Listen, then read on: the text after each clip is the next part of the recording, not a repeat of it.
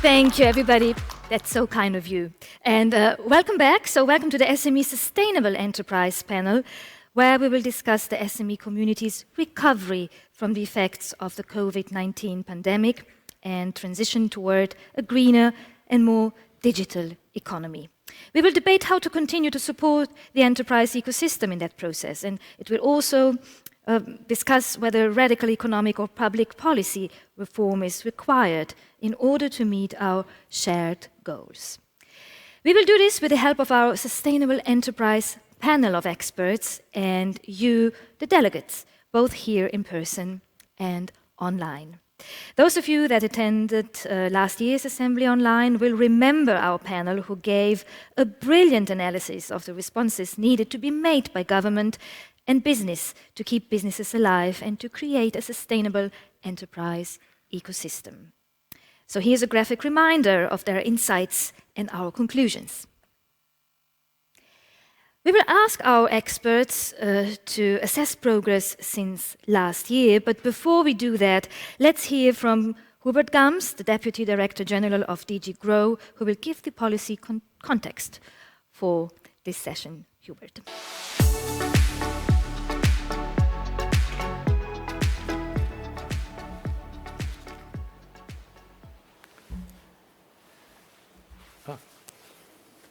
Now I can take it off.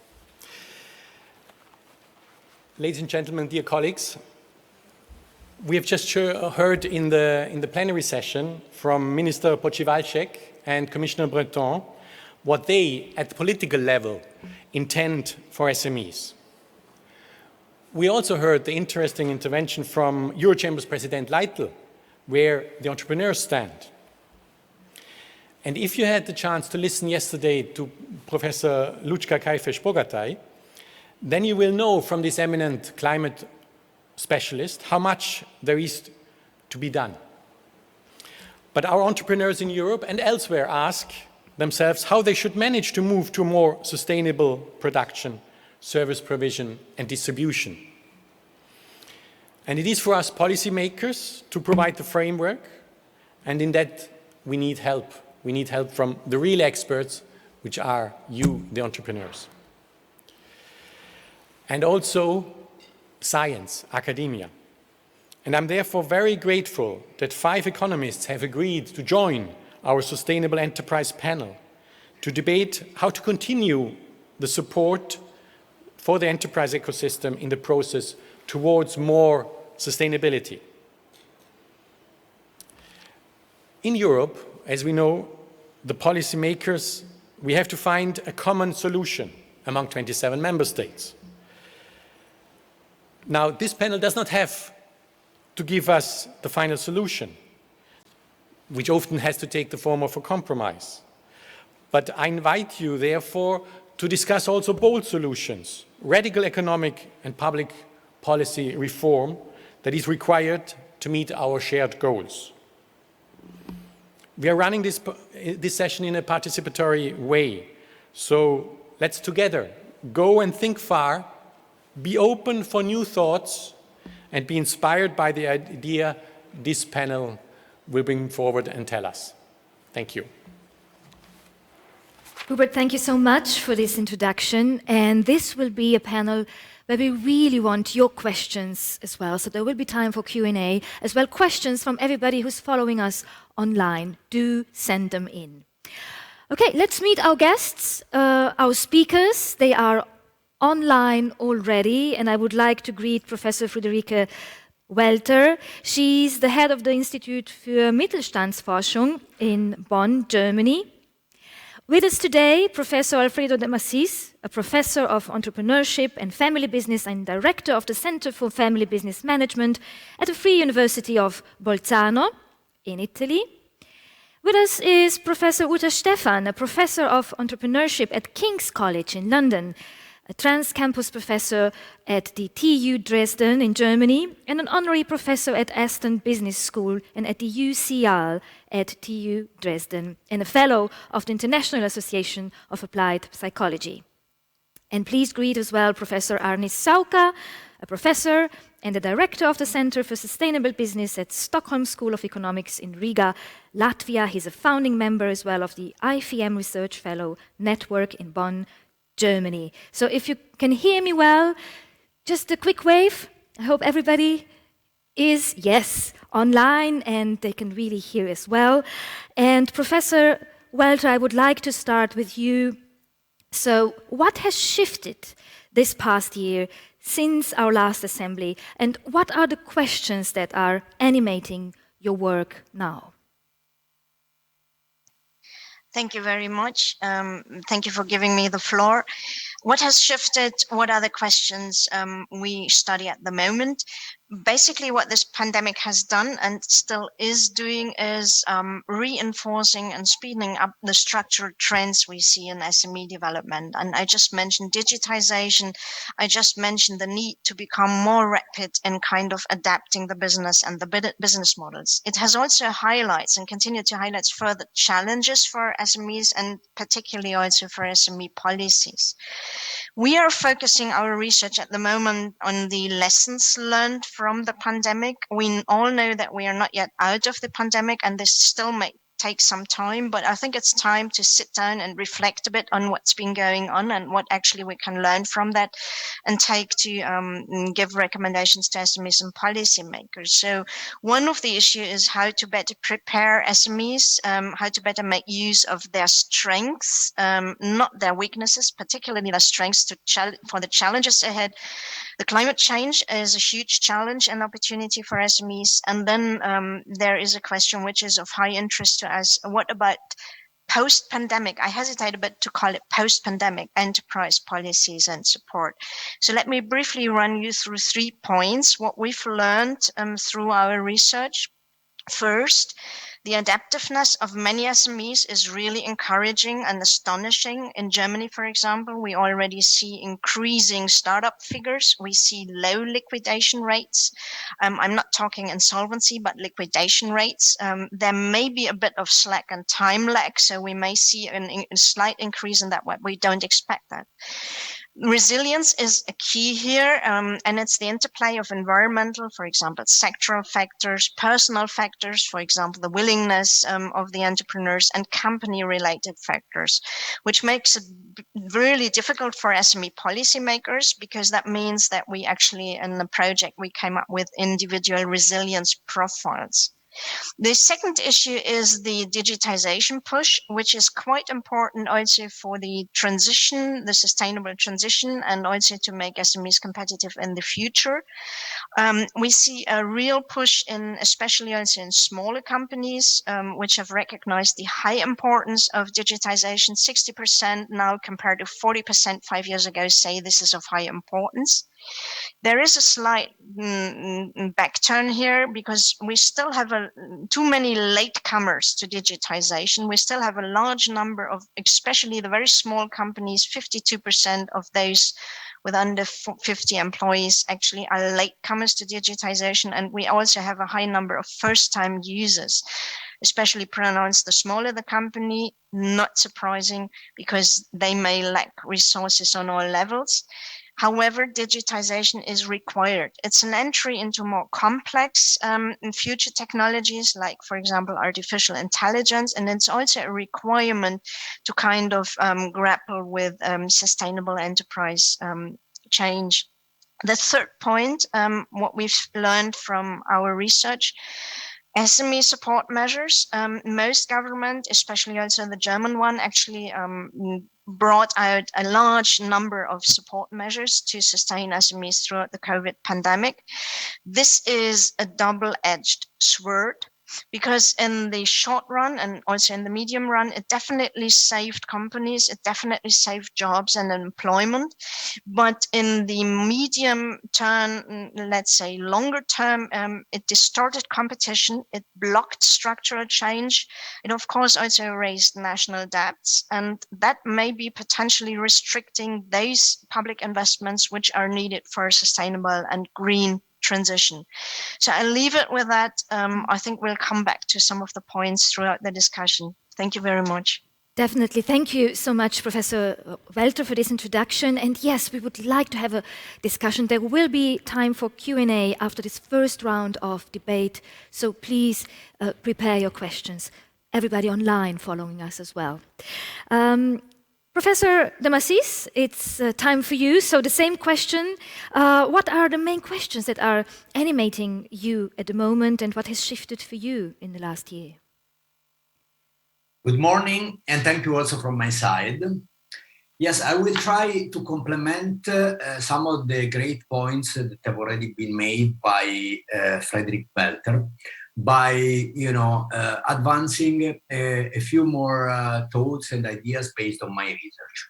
I think one of the, important things that have changed in this last year, and probably, during the evolution of the pandemic, is that the emotional and in many cases also physical vulnerabilities of firm actors, of SMEs actors, of any firm actors, have led to tensions between economic-centered utilities and society-centered ones. So I think one of the legacy of this pandemic is the fact that, society-centered goals, society-centered objectives have become more and more prominent in the decision-making processes of organizations. And this, of course, means, new challenge, because, for instance, SMEs leaders, SMEs owners, entrepreneurs are called to manage new kinds of trade-off. Think about the trade-off, between health and wealth, life and livelihood, or, business utility versus society utility. Now, one of the areas where I'm currently working is trying to understand how such society-centered goals really are changing the way individuals within organizations and organizations make decisions, understanding, how, under what circumstances and when this kind of society-centered goals prevail over the business-centered ones, whether this is ultimately beneficial or not. A second important thing that changed, with the evolution of this pandemic, or in the aftermath of it, although I'm not really sure that we are in a post-pandemic phase yet, but is for sure the thing that, the economic downturns, the cash challenge, the liquidity issues that many, especially SMEs, have been suffering, have been experiencing during this pandemic, have increased the salience of asset and liquidity issues, especially for SMEs and for family firms that, as we know, are the backbone of Europe's economy. And so, this means that if, in a pre-pandemic world, probably we were sort of allowed to give for granted, asset and liquidity issues, now I think we have to pay attention to this. And paying attention to these patrimonial aspects means, going beyond the operational businesses when we think about entrepreneurial activity, which means, taking into account more the perspective of the owners, taking into account more, the assets that entrepreneurs and enterprising families really own, and means, ultimately also paying attention to a number of entities that are not necessarily operational businesses, but are very important. Think about, the corporate museums, the corporate academies, the family offices, the holdings that many families across Europe create and establish. All these organizations are somehow important because they are at the interface between an entrepreneur or an entrepreneurial family and these assets. And I think, paying attention to this will be very important. Last, I think that, an important change also relates to the fact that we are in the process of facing a massive wave of generational transitions across Europe. And we know that lots of SMEs will be handed over to the next generation of millennials in a new phase where, as Professor Welter has already mentioned, the new world will be phygital, right? There will be physical processes, but also, digital ones. And so this will be a new scenario where more stamina will be needed, more ideas, probably a more complex one. And so I think another area which keeps me busy is trying to understand what really will constitute a successful succession, a successful generational transition, and how can we ensure such successful transition to the next generation. Because this is, in my view, really vital, very important in order, to ensure a sustainability for Europe. Thank you. Thank you, Professor. And now let's greet Professor Ute Stefan. Professor Stefan, with what kind of questions are you trying to answer these days? Thank you very much. Thank you very much for having me. Hello, everyone. So last year, I came and presented findings from our global study of entrepreneurs and SMEs in the crisis. And it was a bit doom and gloom, but there were hopeful signs as well. And so I just want to reiterate the point about agility and adaptability, which we've really seen across the board, across different countries, and which really gave us a lot of hope that, the sector may be more resilient than we think. I don't want to overstress it, but that's certainly one important point: agility, adaptability, and how we can enable that in the long run. It might be quite an obvious reaction in the short run, but how can that be sustained in the long run? Because at some point you may just run out of steam as an entrepreneur, so to speak. And I want to touch on two key areas. One is that we see growing awareness around sustainable, green, and inclusive entrepreneurship and business models. And the other one has to do with mental health and well-being, where we've also seen a really resurgent interest in, the public at large, but also, as Alfredo already kind of signaled, in the business sector. So let me kind of start with the sustainable, green, inclusive business models. So here we've really seen a customer push almost, or customer demand really, for more environmental and sustainable products and service. So there's really, I think it's one of the big societal trends that we need to recognize, and clearly we are on the panel and the label is sustainability, that we are recognizing. But it goes beyond saying, there might be technical solutions to address the climate crisis. I think it's really very much thinking through how we can make business models work for small and medium-sized companies so that they address sustainability and inclusion, but also contribute to the bottom line. So really to interlink those two things.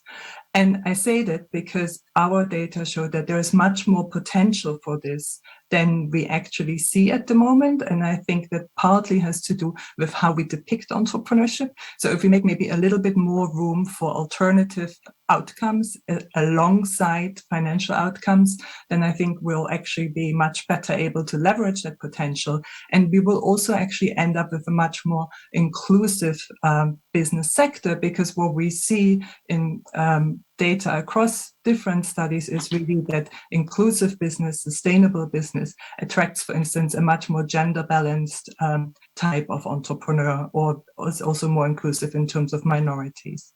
So, and I said there's much more potential. Why do I say there's much more potential? Because what we saw in mainstream SMEs, there was great giving, like half of the SMEs who were themselves threatened by the crisis, their very survival was at stake, and still they offered up their products and services for public benefit. And personally, they were even more engaged. So 60% of entrepreneurs were actually actively giving money to charities and volunteering their time. So there's much more potential that we haven't tapped yet, and possibly my behavioral science kind of expertise tells me that also has something to do with concrete tools, but also with how we depict entrepreneurship at large, SMEs at large. So we need to make space for much more heterogeneity. And that leads me to my second point, which is that part of that is also to acknowledge that entrepreneurs are human beings, SME owners are human beings, so they struggle also with their personal well-being. So we saw across the board a 12% drop in well-being of entrepreneurs. And you may say that's maybe not as much. It's actually quite significant, because we know that personal well-being underpins the persistence in entrepreneurship. We had in our study participants, the entrepreneurs who we spoke to had heartbreaking stories of basically being so stressed by the crisis that they couldn't any longer sleep, and that they in the end actually gave up their business, not because it wasn't necessarily no longer viable, but because they couldn't deal with the stress any longer.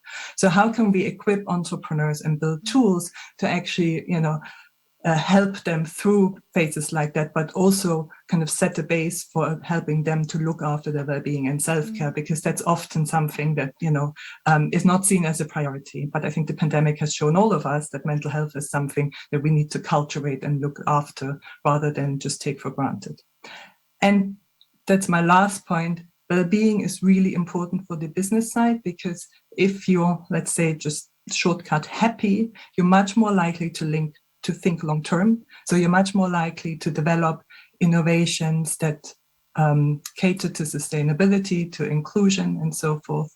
And you're much more likely to be also open for more diverse ideas. So we have really good evidence that all of this goes hand in hand. So if you want a resilient, inclusive, sustainable, green SME sector, I think we need to acknowledge that there's much more going on running a business than the financial side. There's space for other ideas alongside social contributions, and there's a need to look after and cultivate well-being. Thank you so much, Professor Stefan. You really opened some very, very important topics. And now a quick jump over to Latvia, to Riga. Professor Sauka, what has changed in the last year, since the last assembly, in your opinion? Yeah, thank you, and good day.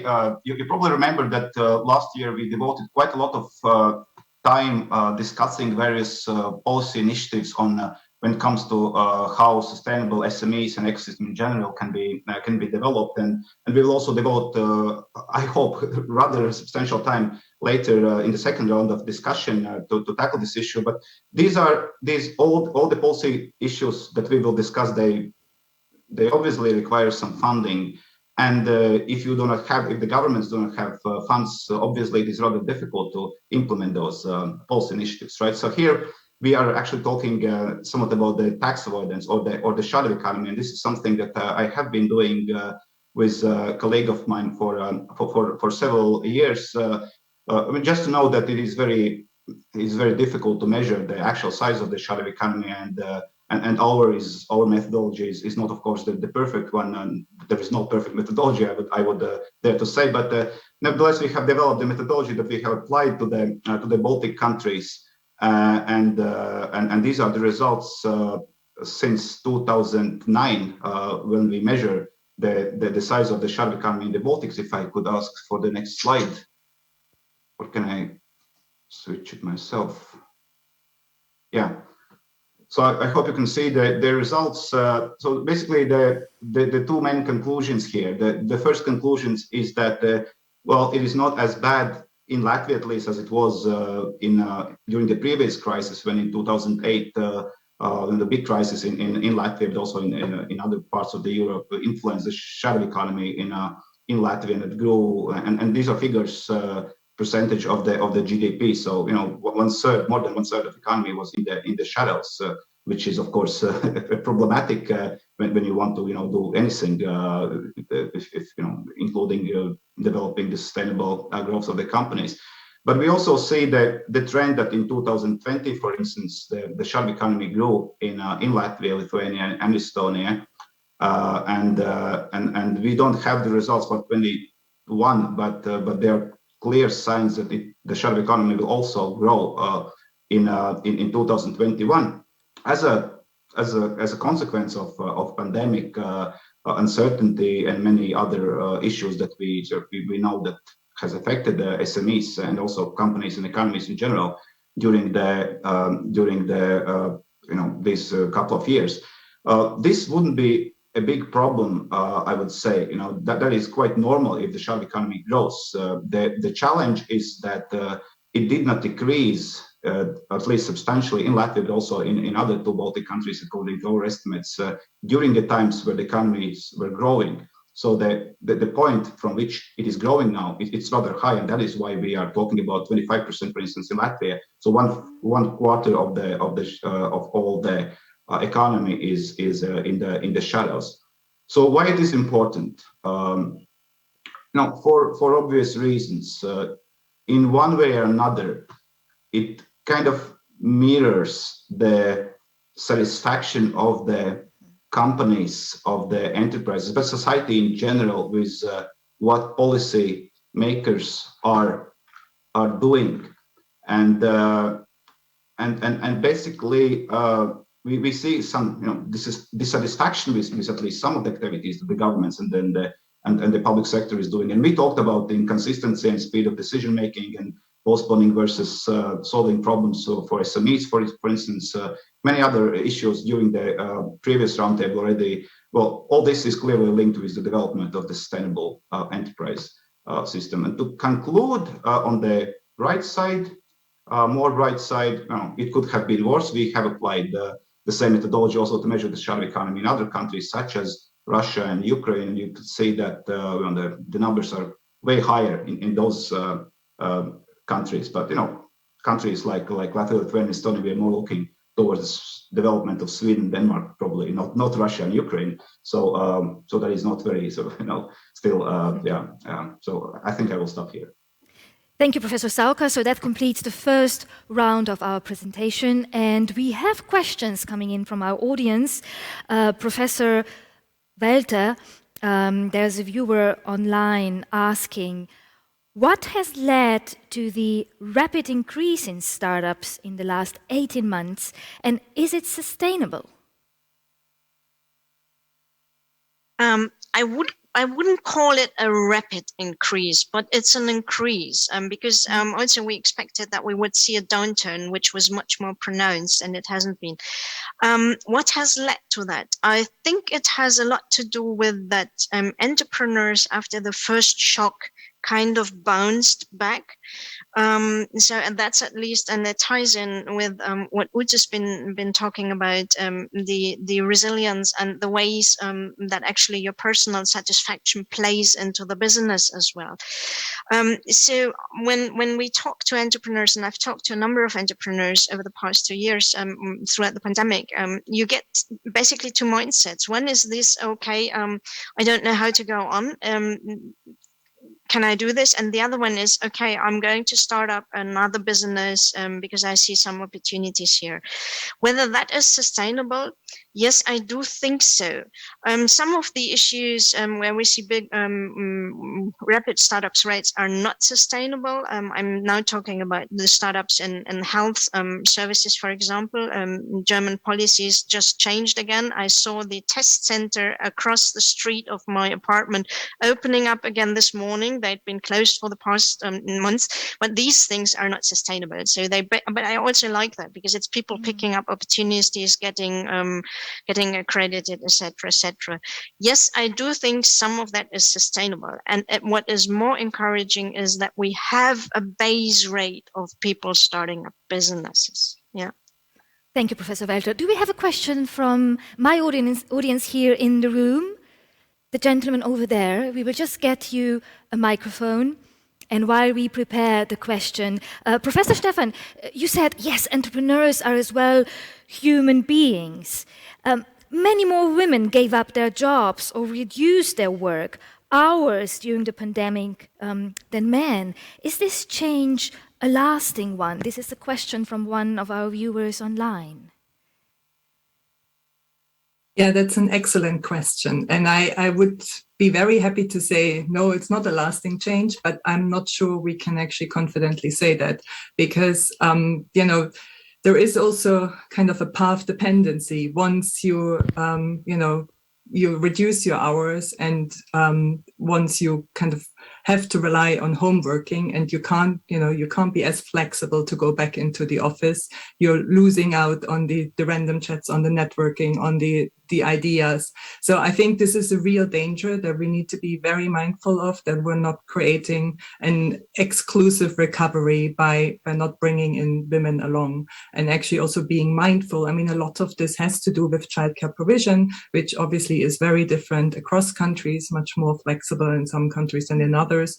And I think it's just a persistent issue that even in more gender egalitarian societies, that there's still a disadvantage for women that we just need to be mindful of and do something about. Thank you so much. And we have a gentleman here in the audience. Can you just quickly introduce yourself and ask the question? Thank you very much. My name is Andreas Stefanidis. I'm coming from Greece, from the Academy of Entrepreneurship. My question is, if we have any research from the academia to connect the European SMEs with the impact that we need to fulfill on the global sustainable goals at European level.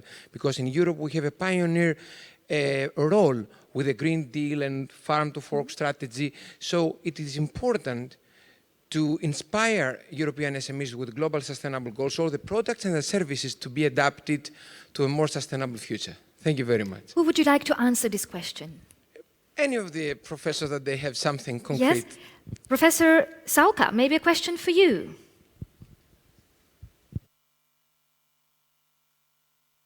Yeah, well, I think this is very, very, very difficult. Well, as long as SMEs themselves will know and will understand why they should go green, why they should adjust to this Green Deal strategy, and there are lots of discussions. I feel that there is sentiment also in Latvia that the Green Deal will inevitably come, and that is fine. But what it is for SMEs is a big question, and I'm pretty sure that this is the question not only SMEs in Latvia and in Southeastern Europe, but also in other countries are asking. And I think this is the key. If they are well informed, if they understand, if they can further influence what is going on in the supply chains, then things should happen. But and that becomes sort of the global in a way that the question was raised. But yeah, this is what I could think of. Professor de Massis, would you like to add something? Yes, sure. Thank you. I think one important point which characterizes the economic systems of any country within Europe, and actually also outside Europe, is the fact that most of the SMEs and actually most of the firms, even if we consider the larger ones, are family-owned or are family businesses, let's say. Well, there is research showing that these kind of businesses are, for a number of theoretical reasons, more inclined to embrace sort of, green or social goals, besides the traditional profits-oriented, growth-oriented ones. Now, if this is the case, the fact that we across Europe have nearly 85% of businesses that can be considered family businesses, it's, in my view, a positive thing, because it means that we have a type of business organization which is going to be very influential towards the achievement, of those goals that you mentioned. And this is a type of business organization that, for natural reasons, by definition, is also oriented to pay attention to these types of goals.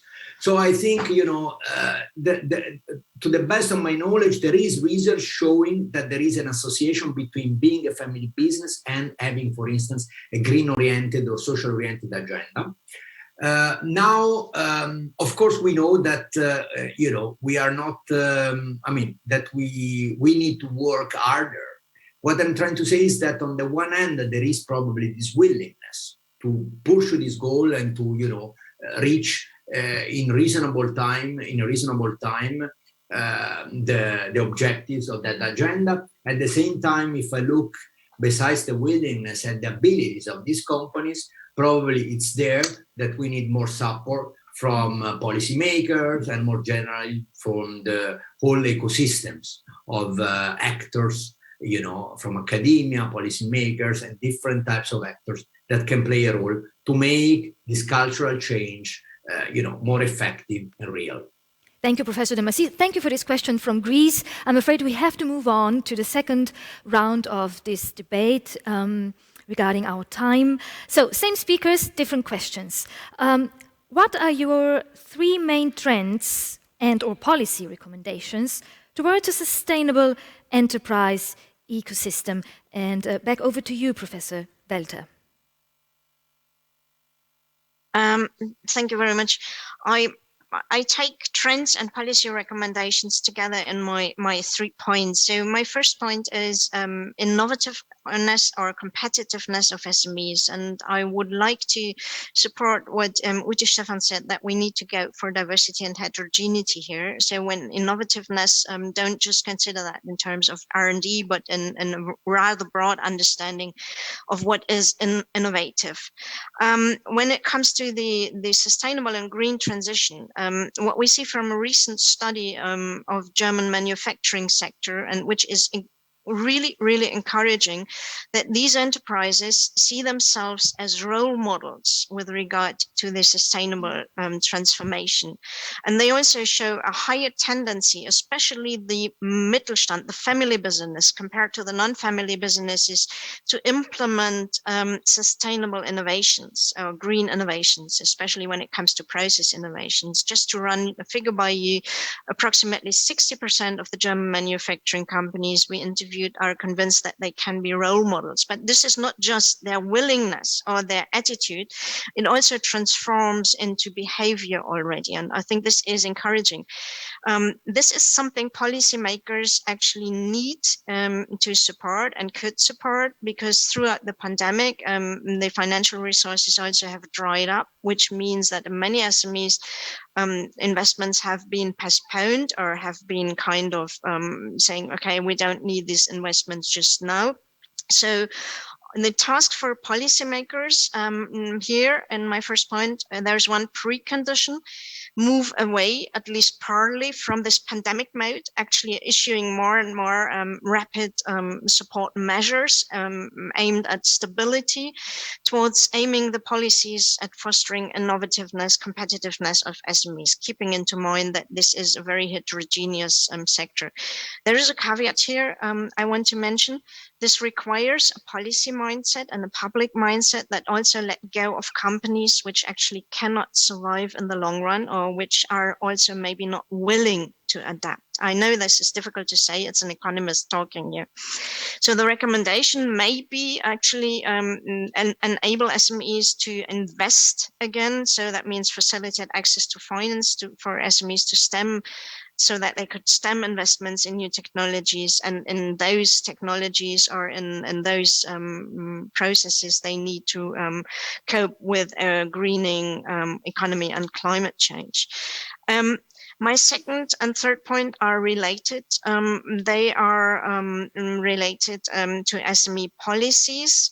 This second point has to do with that we need a bigger shift towards developing regulatory frameworks or reporting frameworks with SMEs' needs in mind. That may sound obvious, but let me briefly explain what I mean here. The study I just mentioned also shows, when it comes to SMEs, that the majority of them, when it comes to, let's say, climate change policies, what they prefer is economic measures, emission trading, that's 63%, or informal instruments, for example, voluntary commitments that you actually report on something or commit yourself. A minority only actually was in favor of regulatory requirements or information. That means more reporting. What the EU does at the moment sometimes contradicts what SMEs want. Let me explain that using the example of the new EU regulation, the ESG regulation. Of course, SMEs at the moment are not asked to report, only if they want to. So they are exempted from mandatory disclosure when it comes to sustainability information. And the proposals for simplified disclosure rules for SMEs won't be expected before 2023. However, this does not reflect the reality of very many SMEs, because there are two major actors which already have to report right away. And those are the larger companies, and those are banks and financial institutions which have to implement the ESG regulations. And what we know from talking to banks, for example, financial institutions, that they will have to ask SMEs to implement that reporting before they are officially asked to report. The same will happen with respect to larger companies. When you think of SMEs in a global value chain, they actually will be required to provide such information much earlier than is intended. So the task for policymakers here is a really tricky one. It's not just reduce, simplify, adapt standards and reporting requirements, but rather think through, okay, and let's not have 2 or 3 years after we introduce a regulation, a simplified regulation for SMEs, but right at the beginning, think about how can we implement regulations that are not just aimed at larger companies and we downscale them to be okay for smaller companies, but basically kind of think differently, put the SMEs first, like the European Union does, but really walk the talk here as well. And my last point, very quickly, and I think I'm repeating myself here because I may have said that last year as well, SMEs policies are not policies which just need to be done in, let's say, an economic ministry or considered as economic policies. They are cross-sectional policies. We've seen that through the pandemic, when all of a sudden health policies, health regulations impacted on economic business, the business activities of SMEs.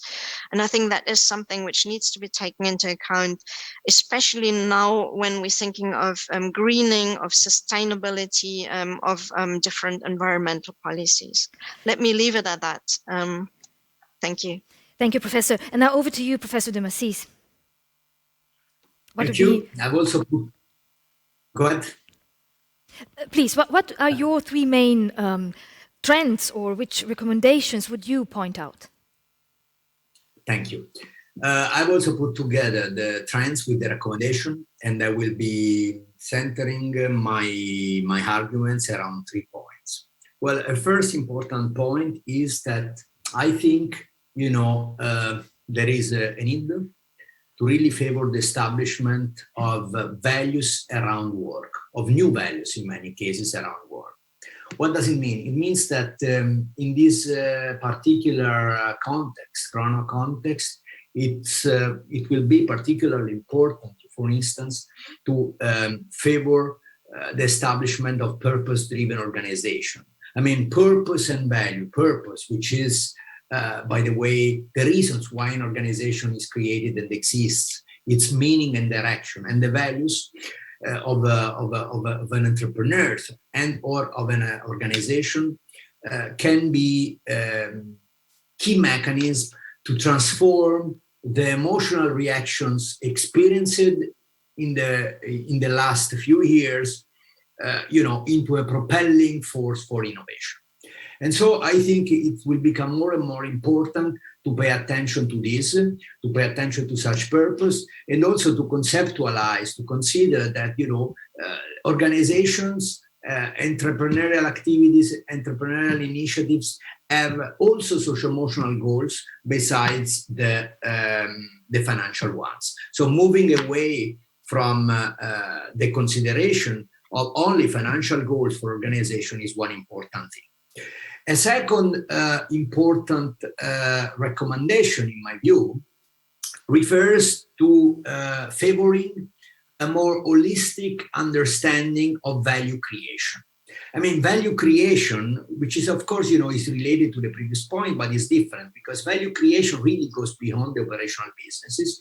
And, if we look at Europe, as Professor Welter has already said, when we think about, initiatives and measures and policy recommendation for entrepreneurship, we have to really be disciplinary. It's something that definitely goes beyond the mere economic aspects. And here, I'm thinking about the importance that the past, the heritage, the history of that we have, the traditional values of the past, the history of organization that we have in Europe will be particularly important because all these golden aspect coming from the past will play an important role, as in a very uncertain era, they will act as a sort of compass, or may act as a sort of compass to orient the actions of the different stakeholders during this uncertainty. By the way, this is also what emerged from a research that we published as a policy brief for the European Commission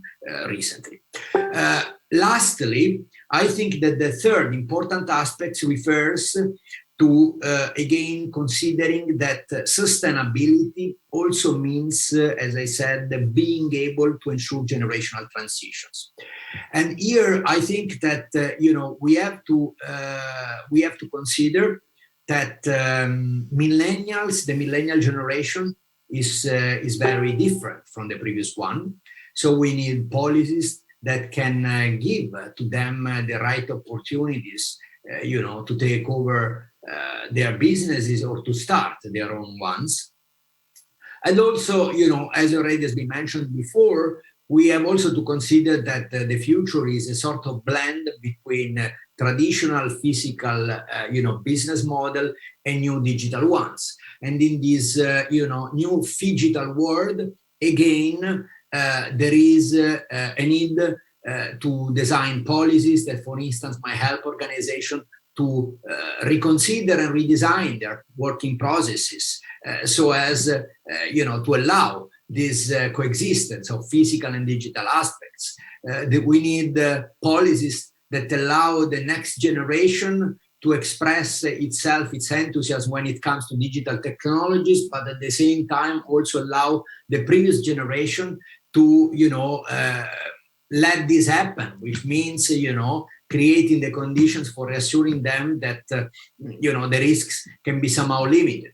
So I think these are three important areas where policy recommendation should arrive soon, should be directed soon, because they are very, very important in my view.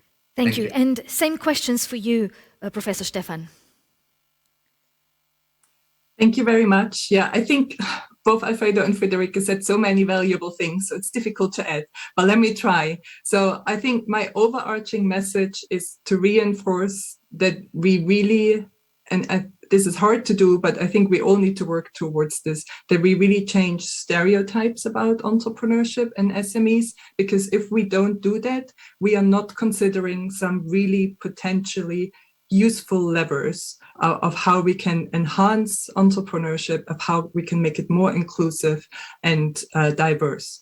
And let me just give you an example from going back to the last crisis, 2008 financial crisis. What we saw in the UK, for instance, was that entrepreneurship startup rates went up after the crisis. So we did a longitudinal study for the Department of Business Innovation and Skills back then. And what we saw was, that's the good news, it wasn't all necessity entrepreneurship. It wasn't forced entrepreneurship. It was people taking the opportunity, the crisis, as a trigger to create businesses that were close to their heart, that were ideas that they had long, brought with them, but never really had the, incentive to actually set them up. And they were some sustainable businesses, but there were also pet ideas, people, hobbies that they were passionate about. And we have long-term data on those businesses. They were flourishing. So crisis entrepreneurship is not a bad thing, is my first message, if you want. But let me try and make it a bit more tangible, related to capacity building, access to finance, and regulation. So if we change stereotypes and if we acknowledge vulnerability, rather than saying, entrepreneurs, often depicting them as heroic individuals who succeed against all odds, I think there's a real danger there, because that means, for instance, women or minorities are more likely to self-select out and don't even consider that they might be entrepreneurs. So if we have a broader tool, so something around capacity building, could be that we also inform people on how alternative business models may look like. Often it's not so much that entrepreneurs don't want to, or SMEs don't want to engage in climate change. They don't know how to, because they don't want to see it as something that comes on top of their regular responsibilities, or something that sits alongside the business as an additional cost. It needs to be ingrained in the business. And that's something we've really seen also in our own research. SMEs are innovating around green trends, but they do so triggered by customer demand and not so much triggered by regulation. So then there's also a role to communicate that actually we see more customer demand for sustainable products and services, for inclusively made products, so to speak. So I think it's a really important, maybe not so obvious link for capacity building. There is a role, of course, for finance to play. And I think the role here is to consider in the way we provide finance that it allows a bit more for a long-term focus. Because the one thing we see, so I've been doing also research on social enterprises since 2009 now, thanks to the European Commission funding. And what we see there is that really, they are extremely innovative, but they often take longer time to develop those innovations. And it has a very good reason, because a lot of those innovations are service innovations. And service innovations require you engage with customers, you actually understand how to change behaviors. And those things don't happen overnight, right? They take some time to take hold. And actually, it's interesting side fact maybe that venture capitalists starting to recognize this. So we see a hugely fastly developing impact capital market, but we also see VCs asking entrepreneurs actual questions about how they maintain their well-being, because they see that as a way to de-risk their investment. It doesn't help you anything to create, try and put money into what's presumed to be a high growth enterprise if then 2 years down the line, the entrepreneurs are burned out and can't sustain the business. So I think, finance can play a positive role long-term, also taking into account the entire person again, so also the risk to well-being. Maybe there is even, so in the UK, there's something called the social investment tax relief. So where you actually try and leverage in everybody's money into investing into sustainable business. So that could be something quite interesting. So if I invest in a social enterprise, I get tax relief for that investment. So I think these are interesting models to look at. And of course, the aspect that is huge globally, crowdfunding, we often don't talk about at all. So there we see actually in crowdfunding, it's a bit more equitable, a bit more gender balanced. And I think as a European Union, we could think more about how we can use that alongside the traditional VC or other investment vehicle funding to help sustainable business. And then on the regulatory side, I just want to leave you with one example, which I find have been observing in the UK for quite some time now. There's something called the Social Value Act, which asks for anybody, public procurement bodies, to consider alongside value for money, also whether there is the social impact of the contract. So if I give the contract to an enterprise, does an enterprise deliver the service value for money, but also does it do so with alongside social criteria, so in a sustainable manner? And you can criticize that for many reasons, but the good thing that happened as a consequence of the Social Value Act is that more and more businesses started at least to consider, what could social value be? How could I demonstrate as a business that I deliver some social value? And that could be environmental green value. And so it's over time actually created much more awareness in the business community at large, even though it was initially just focused on actually bringing more social enterprises into the public procurement chain. So I think policy instruments like that are worth thinking about, and maybe they could be coupled with some kind of considering that SMEs are often local actors, that we also privilege local actors in public procurement. So there's some incentives that regulation can create that are maybe not so obvious, but are kind of helping to shift us gradually towards a more green, sustainable, and inclusive economy. Thank you. Thank you. Professor Sauka, 3 trends, 3 recommendations from your side. Yeah, thank you. Indeed, it's rather difficult to add anything to what has been said already. Very, very good points. Maybe just to kind of maybe wrap up this from a kind of a policy perspective, I have a feeling that in general, not much will happen when it comes to the development of the enterprise ecosystem and economies in general, if we do not focus on these 2 issues, the human capital and the Green Deal. when it comes to the human capital development, I mean, of course, we know as researchers that many SMEs do not even intend and want to grow, and that is fine for economies. They still contribute to the economies, right?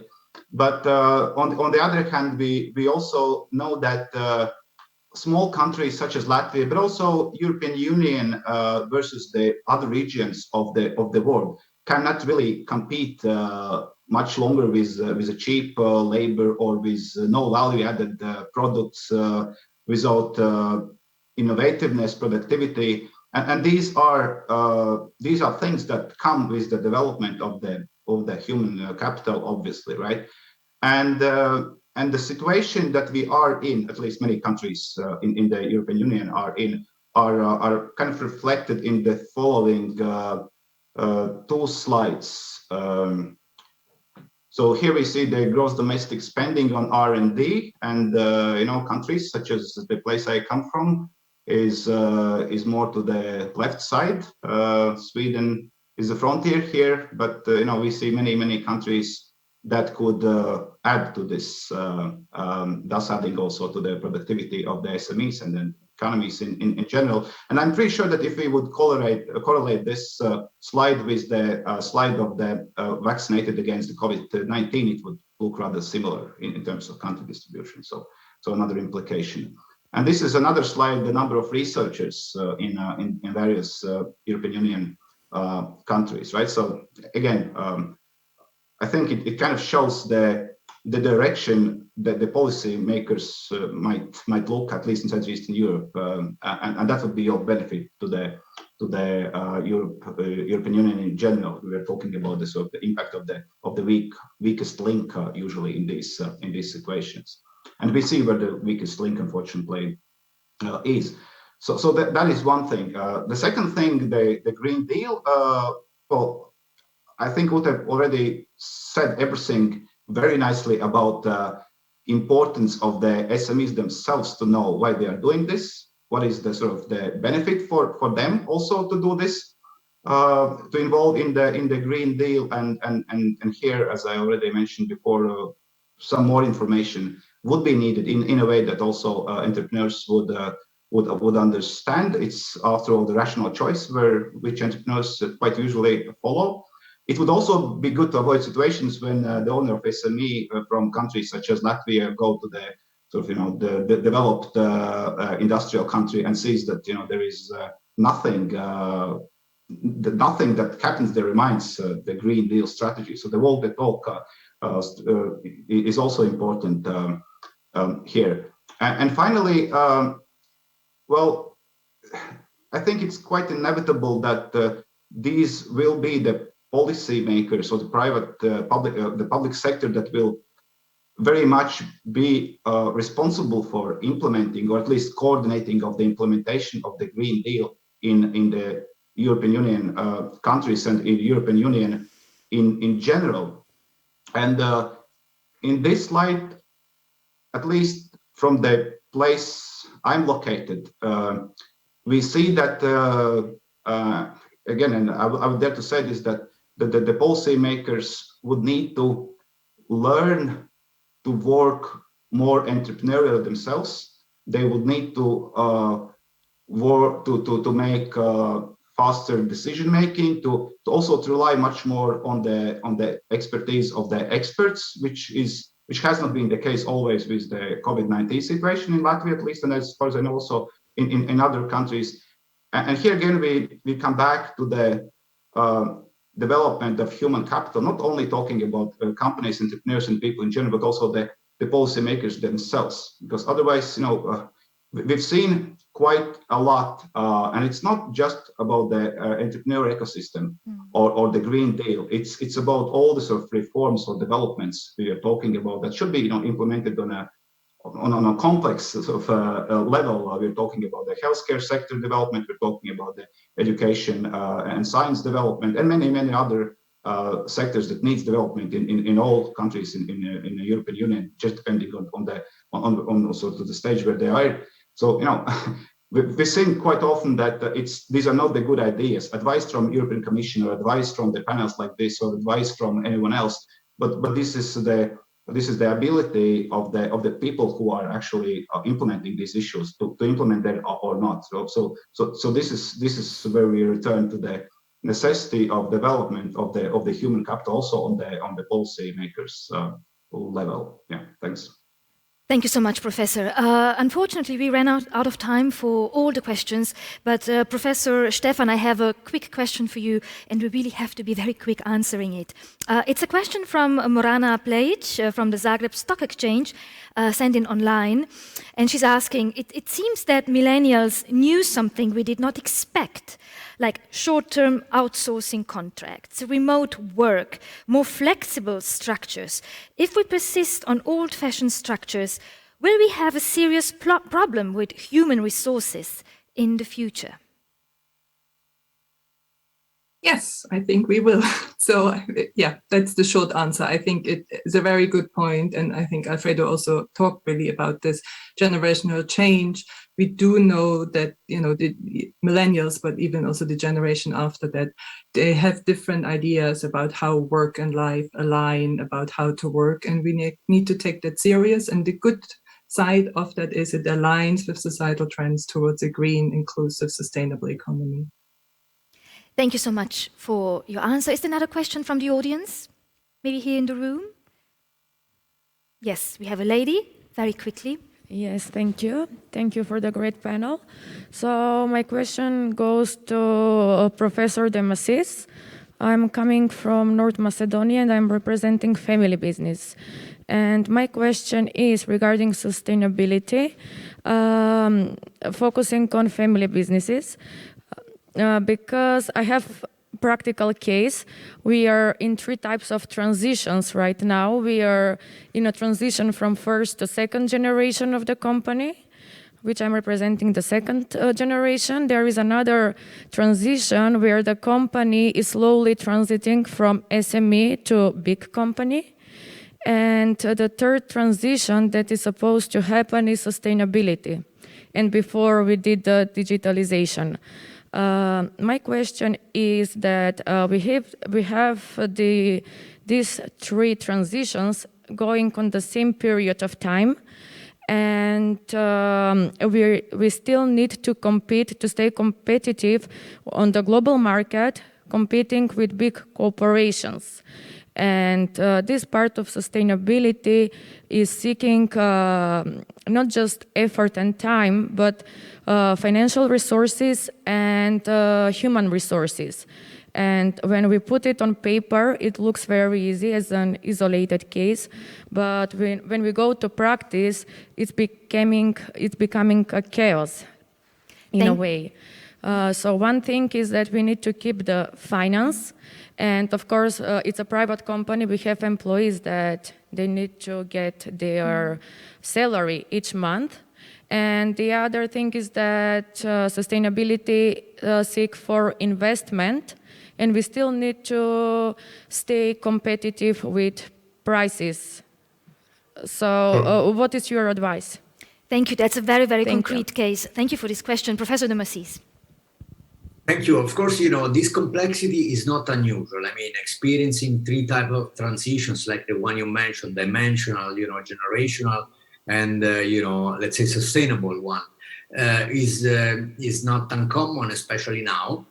I mean, of course, I could speak for hours about this, but one very short thing I can say is that there is research showing that without economic goals, without economic stability, there is no way to pursue socio-emotional ones. And of course, sustainability is about, you know, pushing something that goes beyond the economic aspects. Of course, you know, there are organizations that through sustainability are also able to, you know, ultimately achieve financial ones. But if you think about sustainability in a very authentic way, it means pushing an agenda that is definitely going beyond economic ones. So the advice is you cannot just, you know, stop thinking and worrying about the financial things. And my advice would be, you know, to trying to be a little bit more ambidextrous. So on the one hand, you need to, you know, keep your day-by-day business profitable and competitive. And at the same time, you can start putting efforts and investments, into these other directions, such as sustainability, that are where you are not expecting, a financial payoffs. Thankfully, there is an emerging stream of science, of research that, is providing new knowledge that offers some best practices to make such ambidexterity within an organization possible. So, I will be happy to follow up if you are interested. But definitely, I think you need an ambidextrous mindset. You cannot just abandon the economic logic for a while and jump on the sustainability train and then go back. That wouldn't work. Thank you, Professor. Thank you, really, all four experts for this presentation, for your questions as well from the audience and everybody online. And now it's time for some participatory part, for some action. My colleague Marietta Novak is coming to the stage and taking over. Marietta.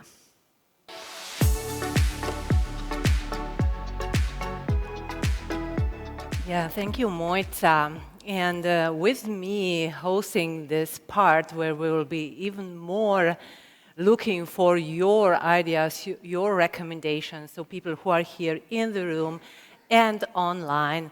Hosting these spaces with me is Wiebke Herbding, who will be engaging with the participants that are joining us online. And we also have Sabine Söder here, who is our graphic recorder. And let's pause here and ask Sabine, please give us in a short way the bigger picture of what you have heard so far and what your creative life here today.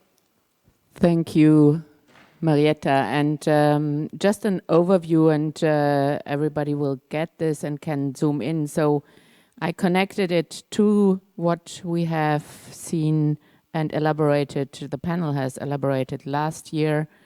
And the questions about what has shifted around digitalization, adaptation, the generational shift, the emotional and physical vulnerability, the adaptability, the focus also on well-being, and the challenges for a sustainable growth in a shadow economy in the Baltics. And then the different trends, main trends, what have been seen, the innovativeness, reporting, new values around work, this sustainability also in a sense of a generational transition, a holistic understanding of value creation, and the change, the focus, the need to focus on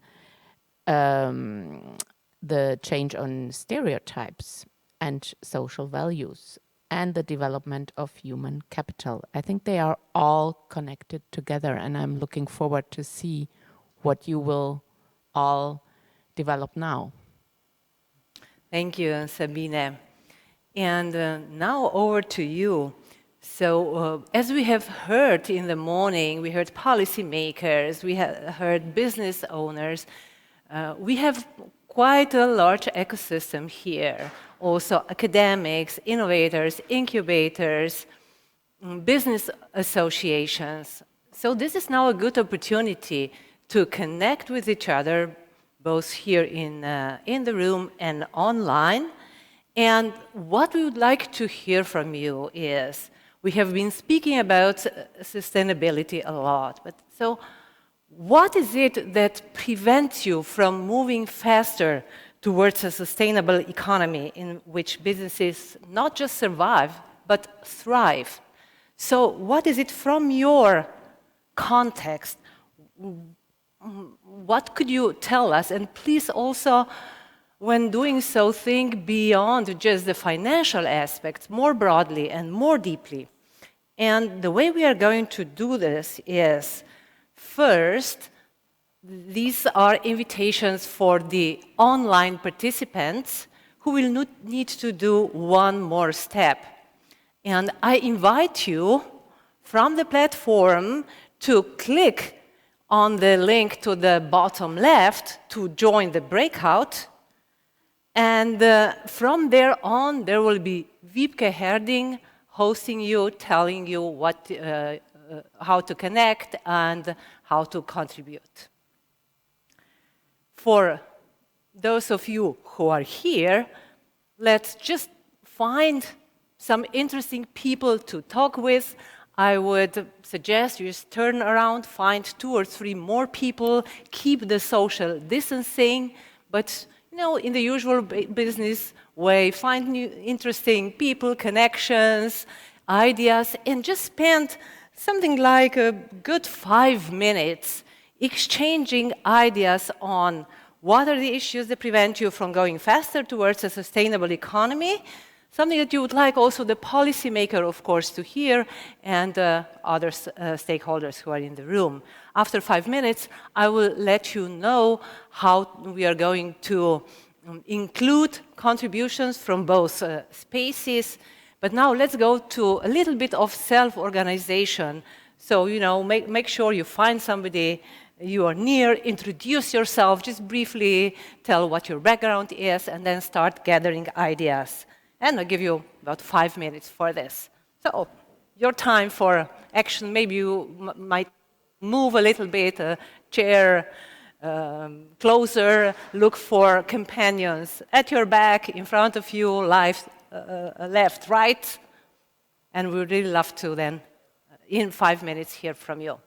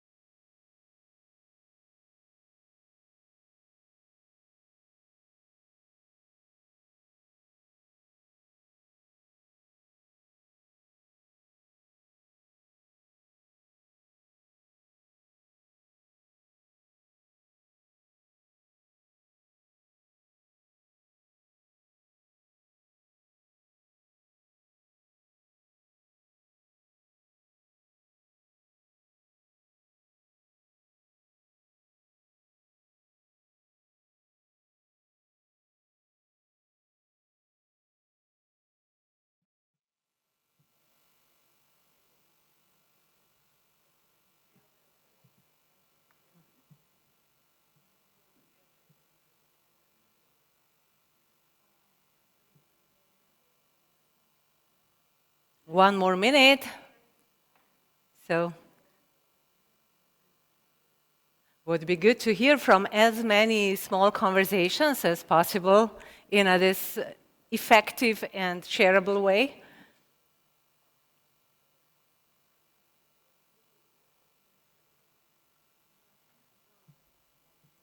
Okay. Yeah, things are coming in. And very soon I'm going to invite Wiebke Herding, who is our online host, to share with us what she is receiving, reading, being inspired by from the contributions from your conversations.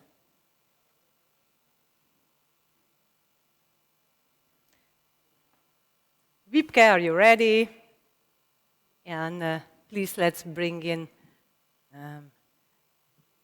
Wiebke Herding, first Wiebke, and then we will give word to our speakers for the contributions from the audience. So some things that I'm reading while we are waiting for the online colleagues as well.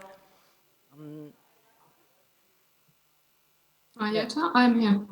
Oh yeah, welcome. So this is Wiebke, our online host. Good to see you. What are some of the highlights that you are taking from the input that's being gathered, both from online and offline participants? So what I'm reading, and we still have a lot of answers coming in from you. Thanks a lot for that. And keywords that are standing out for me as I'm looking through this is, of course, a lot of you are worried about the cost of going sustainable. There's some of you bringing up the issue of coherent policy that is needed, both on national and on the European level. But I'm also seeing others who say, hey, let's stop talking about sustainability as if it was an obstacle, because it is a big opportunity for us, and that's also what we need to consider. Other keywords, lack of awareness, we need a value for consumer spending in here, and a wish for more information and networking and communication. So that's keywords we're hearing from the participants.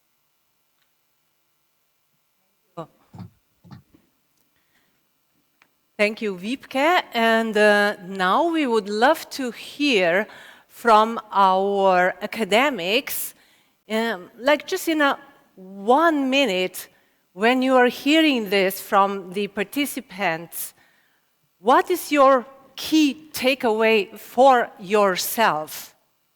And we would first give the word to Professor Friederike Welter. The key takeaway for myself is that we should stop considering sustainability and greening as an add-on, and instead embrace it as an opportunity, both for SMEs, for us in our research, and for policymakers. And a lot boils down to not considering just costs of something, but the opportunities and the chances connected to that. And we need to do it. So it's a question of having a positive mindset and being optimistic that we can do it. Thank you. Thank you, Professor Welter. How about Professor Alfredo de Massis?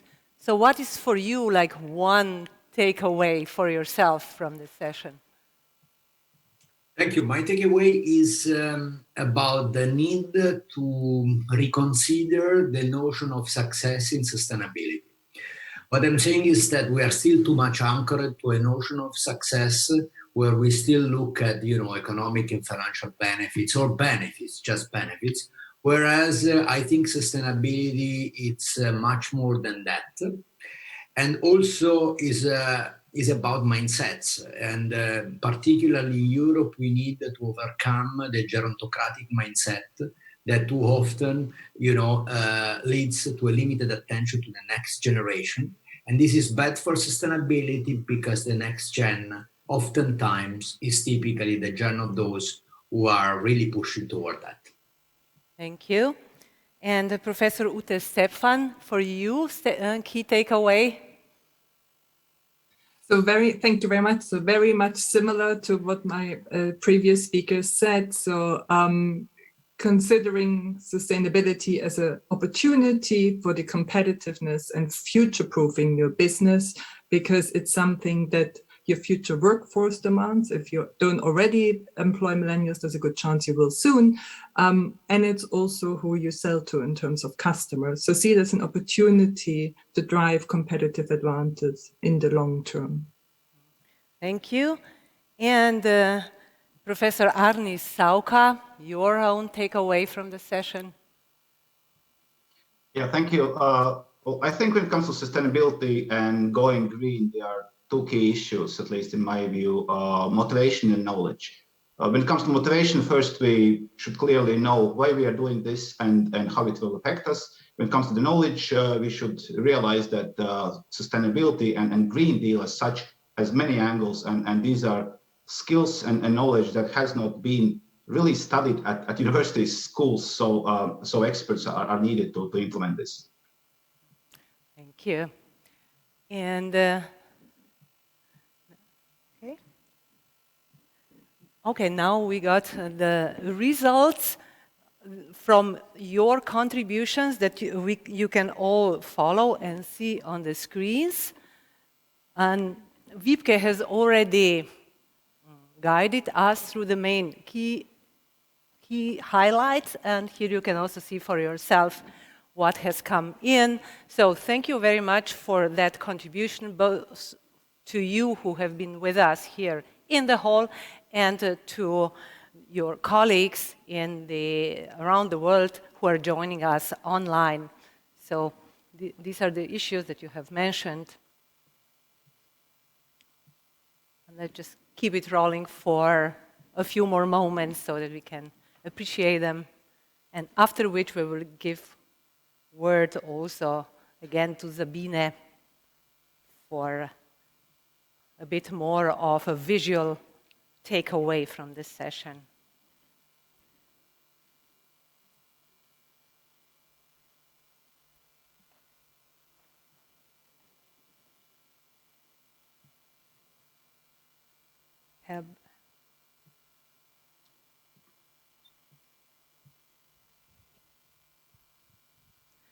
Thank you so much. There are a lot of really valuable and well thought out ideas. Lack of set of tools for gaining enough quality information for quality decision making, lack of creative thinking, compelling, easily understandable information, lack of information again, cost, switching costs, cost impacts, sustainability, of course, how they can improve their enterprises, avoid pitfalls. I'm particularly glad that really the ideas go well beyond just we need more funding. Funding is a way towards goals that you are perceiving. Thank you. Thank you so much. And then we give it over again to Sabine for some more input on her visual summarizing of the session. Thank you. And I was just thinking, wow, we have a silent moment all together in the online and the on-site space, just reading together. These are also connecting moments. And I will read through all your fantastic answers and I will add them here. You can just see us in the room and the takeaways from our excellent panel. And I just stop here and I will add this and then you can see it online. Thank you so much. Thank you, Sabine. And now, a similar question to what we have asked our academics, to all of you. We would like to hear, what is it for you that you could take with you from this session? So what might be like one low-hanging fruit, something that is relatively easy to implement in your context sooner rather than later? So perhaps a concrete action, perhaps a different attitude, perhaps a new connection that you have just made. And again, it's a question that weaves in together the entire audience. So we are going to use the same Mentimeter link. You can, if you want, you can again individually scan the code, or if you are still in the Mentimeter, just go to the next question that is coming up. What is one thing from today's panel that you can implement? And we are just asking you individually to reflect, and in this way, wrap up what you have been shopping in this workshop this morning. Give you 2 minutes time for your inputs.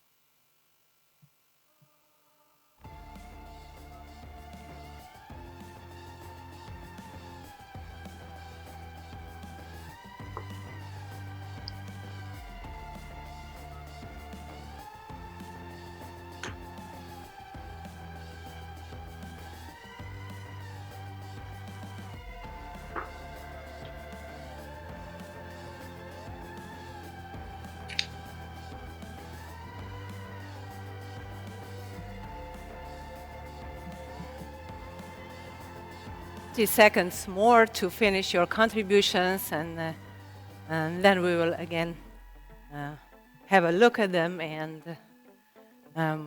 Wiebke is going to share what is she particularly reading and being inspired by as highlights.